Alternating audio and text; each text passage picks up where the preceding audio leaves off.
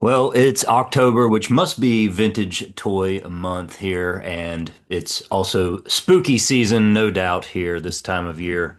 And luckily, I bought two toys this week at the first ever ToyStock here in Charleston, West Virginia, that fit into both of those categories. Congratulations to my friends at A Walk in Time, JR, and my buddy Matthew at Bearded Vintage Toy Biz. They were the organizers. I think our friend Alan helped out a little bit as well. Who put on the first ever toy stock this past weekend. If you watched one of my earlier videos, we were just at the Great Ohio Toy Show, and you can check out that video. But another week, another toy show here in Charleston. So cool to have this in our hometown. I'm going to show you my two major pickups, which have a little bit of a spooky feel to them. And then I'm going to show you, to start with, my autographs and a couple of the other pickups I made at Toy Stock. My name's Adam, ring announcer, wrestling fan, and collector here in the mountain state of West Virginia. It was the first ever toy stock this past weekend in Charleston, West Virginia, put on by A Walk in Time and my friend at Bearded Vintage Toy Biz. Congratulations to those guys. A successful show. I'm going to show you the toys that I picked up, some of the other things I got, but there was a couple autographs to be had in the house, some special guests of the pro wrestling world, some real legends.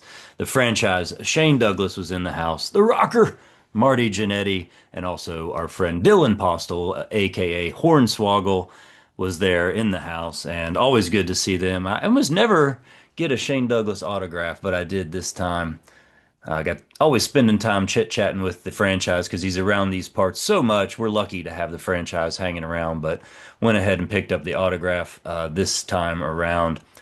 Crazy that a friend of mine had picked up from his uncle. A friend of mine found these tickets from the Charleston Coliseum.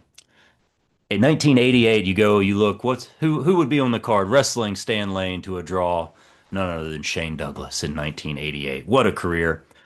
Speaking of careers, what a legend this guy is. Hornswoggle signed this old Tops here, Hall of Fame 2006, I guess is what that says. There it is.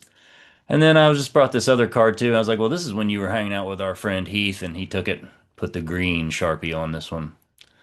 Hornswoggle, what a legend. He's been to a walk at Tom before. He was walking around checking out all the cool toys that were on display at Toy Stock.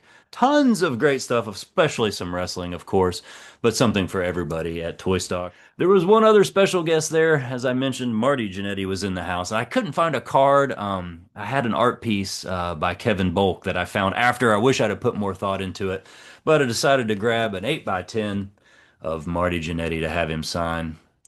So what is it with the guys and signing down here? What is that? But Marty drove him around to the Bash and Beckley last year, but didn't get an auto, so I felt necessary to get this one. And I love the old solo Marty Jannetty gear here. Kind of a little bit like the Hasbro gear. Not really, I guess. Had a great time talking to one of the dealers that was actually at the Heroes and Haulers Con that I did earlier this year. You can check out my video. That's where I met the big show. And I talked a lot with this guy. He has a ton of great stories. He met Cody Rhodes at that distillery in Kentucky, and he had this Bailey auto. I love Bailey. Love that look.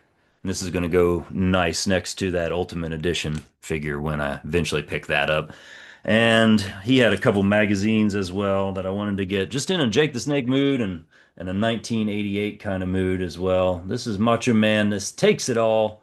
So I think this has the WrestleMania 4 results in it. So this has got to be a cool one. I haven't even flipped through it yet. So maybe I'll show you on the channel sometime. Would you guys want to see into some of these magazines? There's a lot of videos out there, but then this is a cool one. You know, I'm a Chris Jericho fan. If you don't, now you know. This is from 2001. Really cool cover featuring the Jerichoholic. But also, I was reading through this because this is, what is this, September of '01, right? And so WWE had since purchased WCW, and this has a little reliving of the Monday Night Wars. They were already nostalgic for it. It's like the end of the Monday Night Wars, and it's got all these bullet dates in there and talks about the ratings wars and all that. Really cool stuff in there. I'm glad I picked up that magazine. It is the spooky season. I didn't even really think of that when I was picking these up, but maybe that's what made me want to go back in time to my childhood. Picked up two Beetlejuice items. Here he is, ladies and gentlemen. Spinning Head Beetlejuice. I loved this figure as a kid. I loved the movie. I also loved the animated series, and it's weird how the two kind of overlap, but they don't exactly match up character-wise. And the second wave of toys, I guess, tried to capitalize more on the cartoon. This is what they call the purple suit. It's more of maroon to me, but I loved this figure as a kid. His head pops off there. You can spin him on the back, and so I just decided, since I found this one from my buddy Matt, I'm gonna have to pick up these guys because I had all these Beetlejuices, all three of these. I never had the other guys actually. I think I just had the Beetlejuices growing up. So this is the first of three at least that I'm going to start collecting. Always fun to start a new collection, right? And then this is something I've had my eyes on for a while, and I think I've turned it down over and over and over again. The Vanishing Vault from Beetlejuice. Man, just look at this thing. This is like I know what this feels like just from looking at it. I haven't popped it out yet. I'm going to pop it open and take some photos and I'll put it out at the end of the video, I guess. So, what it mentioned on the website about the vanishing head Beetlejuice or the shrinking head Beetlejuice, people would take that head off and put it on the Showtime Beetlejuice to make a original looking Beetlejuice, which is weird that you would almost have to build that figure to have it because the Showtime one has the ornaments and everything on top of the figure. This guy right here. So to get the original Beetlejuice, you would have to get this guy and this guy. So probably gonna have to do that myself. Great stuff. So I'm gonna open the Vanishing Vault. Happy Halloween, everybody. Hope you're having a good time. Appreciate you stopping by the channel. Be sure to check out my Great Ohio Toy Show video. And coming up, I'm going to be revisiting the PWI 500 and letting you know everybody in that entire list that I've ring announced over my 9 year wrestling career. Appreciate you stopping by. Hope to see you next time and come see us at the matches.